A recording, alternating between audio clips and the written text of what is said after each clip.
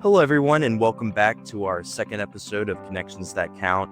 We've got a really great episode for you today as somebody who's a really important mentor of mine, and I'm sure many other folks in this industry. Earl Crochet, he's the owner of Crochet Midstream Consulting, and he had a lot of great insights to share. So without further ado, please enjoy this episode. Thanks. Awesome. Well, thank you again, Earl, for joining us today and being our second guest on Connections That Count. Obviously, an honor to have you on, and really appreciate you carving out some time to talk to us today. So, sir. I thought, yes, sir. So I thought we could just jump right into it. Obviously, you've got your current role as a consultant. Just wanted to see sort of what your career path was and what your background in tanks is. Great question. And probably like everybody's, they're all different, but so 37 plus years ago, right out of school, job, I have a wife and two kids to support on me. I worked at a company called Plantation Pipeline, field engineer, and my very first day, they said, "You're going to be our new tank guy." And I kind of looked around and went, "You gonna pay me?" And they went, "Yeah." And I went, "Okay, I'm your new tank guy." And I nothing, I have no idea where it's going to lead me, but that's not, that sounds like the kind of Horatio Alger story or some kind of made up, but literally the first day they said, "You're the new tank guy." And again, I had no idea what that was going to entail. And so I started doing tanks. So I share in some of my talks, when I started, was no 653, so I just made everything up. I was very fortunate that my first few mentors were very good fiction with me and taught me an awful lot in those early days. Well, and that's kind of the spirit of this podcast too, is just I think a lot of those mentors, they're out there and they're willing to share some of their knowledge. It's just, I think tanks are so niche that sometimes it's harder to find those resources. So again, the answer is really appreciated. And I think that makes a lot of sense. So, just diving straight into the next part here. Obviously you get to see a lot while you're out there. Maybe what are some challenges or opportunities that you see currently, in the industry that you're passionate about? I try to be passionate about most things I do, Tyler. So, but I think the two that I, kind of focus on the most are, one is trying to give back. So I mentioned I had very good mentors. It's one of those things as a young engineer or a young person, you don't necessarily understand it. We didn't even use, we weren't sophisticated enough then to use those terms. Mentors and mentees, but so I've tried for probably the last 10 years or so to be a little more focused on trying to help people. I think the industry as a whole, but tank specifically, it is, as you said, it's very niche. It's a small, relatively world. And most people on the outside think they're just, I had a former employee, you call them BRTs, big round things. And because, they're all simple, right? They're just big round things. And the reality is they're so complex and there's so many variations, and there's, different, you got the oil and gas industry, you've got chemicals, you've got food. I mean, there's liquid fertilizer. I mean, there's just a number of different, so they're not one size fits all. So I've really tried to do that. The other one that I try to do is bring technology into the tank world where it makes sense. Having the pleasure of sitting on the API committee, for 30 plus years now, and I've introduced a number of items over the years. Tanks are not, the glamorous, the flashy, the cool stuff. And we're still doing a lot of things today that we have introduced technology, but we're still doing a lot of things today that we could do better with an assist from technology. And so whether it's robots or drones or just data entry, on a tablet rather than pen and paper. I mean, it seems trivial, but we're still missing out, in my opinion, in a lot of these areas. And so I have a current agenda item, the API committee, to allow drones to assist with inspections. Now, people have been doing it for years, but it hit me last year. It's actually not allowed per the code. And so it's technology changes, you've got to update things, So anyway, I think some people think it's kind of cute, the old guy, been around forever, trying to stay relevant with the technology. But I probably have also a better understanding, but as good as most folks, of what the problems are from an owner standpoint, the challenges and where those holes are. So, and combining the two is, I think, the younger generations, people who are in it now, they've grown up with technology. Folks like yourself, Tyler, I didn't have a computer when I started. I know that may seem, I didn't have a cell phone. Okay. So, but the point is, the next generations are much more accepting and user-friendly, and they know a lot more. So I think it's but they've got to understand what the limitations are and where does it make sense. I don't know if anyway, that's kind of. Oh, no, absolutely. So.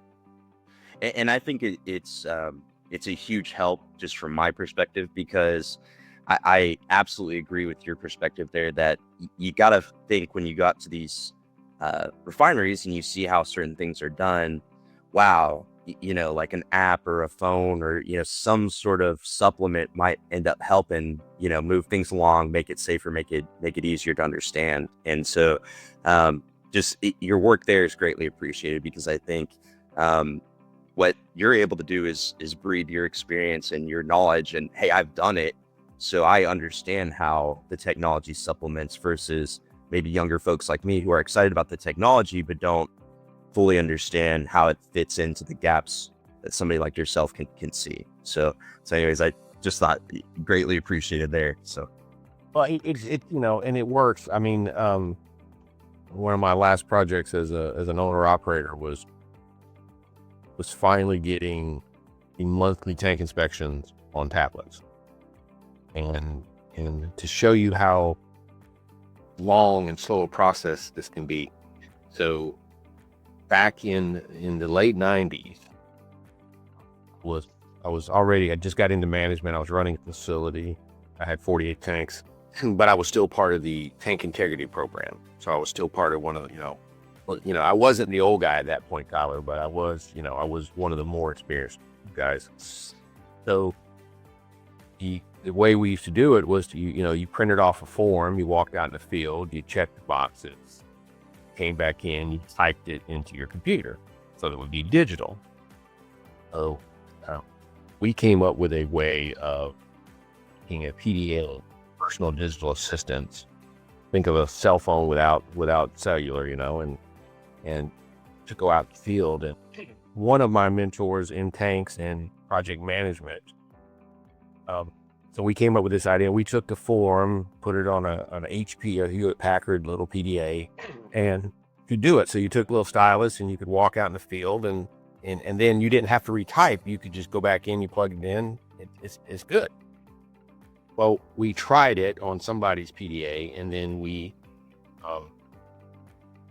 proved it worked. So we wanted to order them for the people doing these inspections.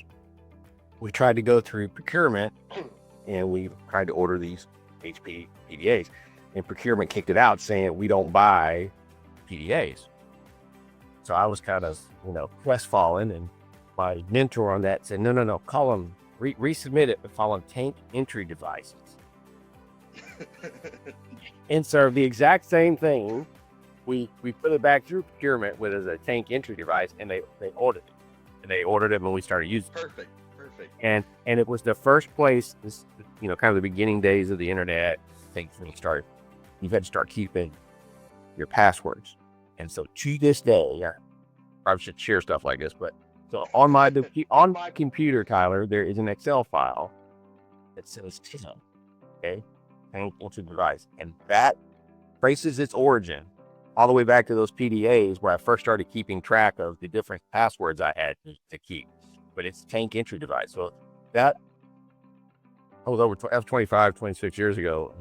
But it taught me a couple of things. One is, it's how you ask the question, right? It was still the same HP we put it in it.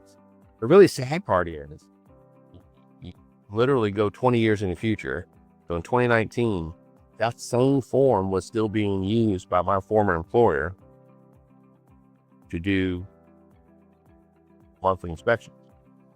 Now, they still weren't doing it on tablets or, everybody has. So one of the last projects I worked on was to get people using tablets to do the tank entry device, of course, anyway. So, and then COVID hit and, some do it, but anyway, so one of the things that I came up with, and I'm sure I may not be the first person, I've never heard anybody else say it, so I'm taking credit for it, but it's start digital and stay digital. It drives me nuts when we have something on a computer, then you print it, then you have to go back in and scan it or type it back in. If it's digital, it should be digital. Let it be digital. So anyway. And I absolutely, just from some of the things that I've seen, when you have everything on paper in a filing cabinet somewhere, I mean, the chance that actually gets looked at or is able to be found at the right time to make a decision is relatively low, I would say. And then even if you've got some good place that you have it stored online, folks even have a tough time sometimes getting to that, right? So I would say, maybe there's a opportunity there, right? To kind of nail down, hey, where are we keeping our stuff? How do we access it? How do we make decisions off of it? So the other thing that I think is relevant for anybody in the tank world, and this is also one of those, there's an old expression, if you're a hammer, everything looks like a nail, right? So, but if you're on the integrity side of things, there are certain amounts of data and certain information that you want that are very relevant. If you're in operations, to be honest, the vast majority of that data they don't care about. There's certain things they care about. If you're in environmental compliance, there's some things they care about that the integrity people don't care. If you're in management or business development, so everybody's got their pieces. And so it's challenges and very seldom do those people kind of cross-pollinate, working different, good or bad, working for a very small company. I held all those roles at some point in my career. And so it's understanding what information is valuable to which part of the organization. And that's been the challenge, because if you let just a bunch of kind of geeky engineers put it together, you get one set of data. If you let operations, you get a different set of data. If you let the business guys, you get a different set of data. And not to leave out the compliance people, but you need all of it. But everybody doesn't need all stations. And it's how, then you have the different regulatory schemes and you have the different codes and standards. And anyway, so which in my current role as a consultant works out good, which is why people tend to call or email me to say, hey, what do I need to do? But coming from the owner side of it, it can be a challenge to keep up with all this stuff. And again, that kind of leads back to, one, you need people that know what they're doing, at least and nobody, myself included, knows everything, but you hopefully figure out who to ask a particular question. And two, it ties back into the digital / the technology of being able to find the data and do something with it, because there's no inherent value, in my opinion, of just having data. It's what do you do with the data? And you have to understand it. It has to be good data, but then you have to verify it. What are you going to do with it? Because if it's something that somebody's not going to use for, say, 20 years, and that's, quite often the next time that tank may come out, a lot of things change in 20 years. And I'm just saying that's, so that's one of the challenges with dealing with tanks. It's not like you're going to be taking them out every couple of years in most cases. And so what you're setting up today in most organizations, the people doing today will probably not touch that tank again. So you're kind of setting things up. It's like the thing about planting. You don't plant a tree for yourself. You plant a tree for the next generation. It's kind of the same analogy. If you're doing a good job, you're setting it up for the next person. So, absolutely, and I think your point is well taken. I think there's absolutely a technology piece to filling some of these gaps, but it comes down to, do you have the knowledge and expertise to craft it for the right audience so that it's actually useful? And I think that's nailing, you're hitting the nail on the head with that. So just from my opinion, I guess. We'll keep going here. Just to kind of finish this off, maybe one piece of advice you give to somebody in the field that's looking to maybe one day be like yourself, somebody who's on call, who's able to help folks out when they've got questions on their tanks, or maybe a story that's stayed with you, throughout your career. Well, for people in the field, it's to, and I was fortunate, Tyler. I spent about half my career in field jobs and about half in corporate roles. So it's kind of in and out, and you see it. And in most organizations, every different silo in that organization thinks they're the most important. Operations think they're most important. Management thinks they're most important. And, integrity, without me, anyway. And they're all important. They all have, or if they're not, then why are they in the organization? But anyway, it's learning, or trying to learn, why you do this stuff. So and I tell people this all the time, there's almost always a reason why we do something in our industry. It may not be relevant anymore, because times do change. It may not have been a good idea. It may be as simple as somebody sat in a room and said, you say 3 and somebody else says 6, so we're going to pick 4. I've been in those conversations. I'm not knocking. A lot of what we do is very engineered and scientific, and but sometimes it's just an opinion. So, and then it's you need to learn from your mistakes and other people's mistakes. So, I think, again, this is my opinion, but I think we have done a disservice to the industry because we don't allow people to make mistakes like they used to. And what I mean by that, and I'm not suggesting you should try to make mistakes, but we all make mistakes. In fact, most of which some of which I still can't discuss because of the statute of limitations. But we'll cut that out. But if it's kind of like, raising kids, and you let them, within reason, you have to let them wander off and do things. And, you don't want them touching the hot stove because that would truly hurt them.